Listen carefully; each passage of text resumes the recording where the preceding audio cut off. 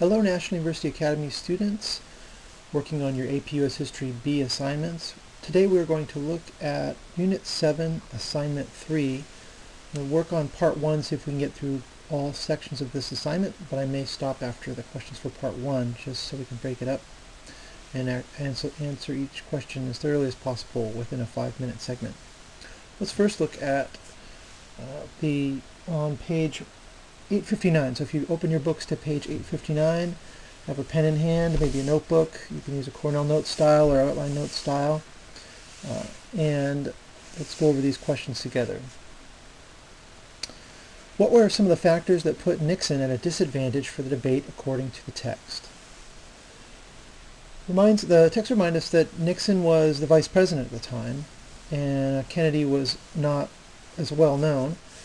So Kennedy could go after Nixon's vulnerabilities as a politician, having an existing record, and so in that sense he had more to lose from doing the spot. Some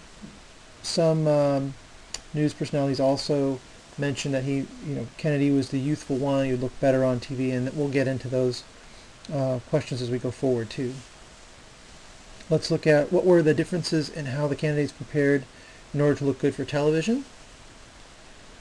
It says that Richard Nixon showed up. He was tired, looked ill at ease. Again, page 859. And Nixon had kind of a heavy beard going. He had a kind of soft face. He had a pancake cosmetic applied, whereas John Kennedy looked tan from the open air, campaigning in California. He looked rested. So on TV, the candidates looked much different, and this contributed to how people perceived them.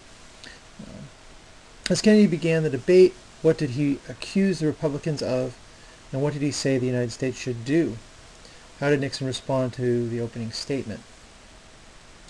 He accused the Republicans of letting the country drift at home and abroad. He said the U.S. should start moving again, should get going in terms of industry. Nixon responded by agreeing with his initial assessment, but by adding that he had better solutions. Let's see. According to the polls at the time, what outcome did the debate have? Did more people find Kennedy a convincing candidate, or did Nixon have the advantage? Now here's where it gets interesting. Those who, according to the polls at the time, there was a sharp swing to Kennedy, as more people found Kennedy's convincing, calm, and serene. Page 859 again. And then for number 5, let's see. Those who listened to the radio did not see Nixon as weak and unhealthy, didn't see his unhealthy appearance. So those who listened thought Nixon did a better job. Those who watched it via television saw an unhealthy, weak-looking Nixon, thus they believed he was incapable. So just the images of those two people swayed people's decision-making with respect to the candidate. Number 7, other than the televised debates, what key opportunities did Kennedy take advantage of that allowed him to earn more votes on Election Day? The new frontier was Kennedy's promise to stimulate the lagging economy and carry forward long overdue reforms in education and health care. And he talked about a perceived missile gap. It says here, let's see on page, polls during the following weeks, Kennedy, many Democrats and independents, looking on page,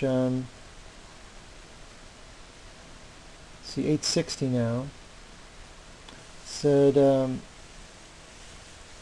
let's see, Kennedy exploited the national mood of frustration that had followed Sputnik. The reaction to Sputnik, at home he promised to stimulate the lagging economy.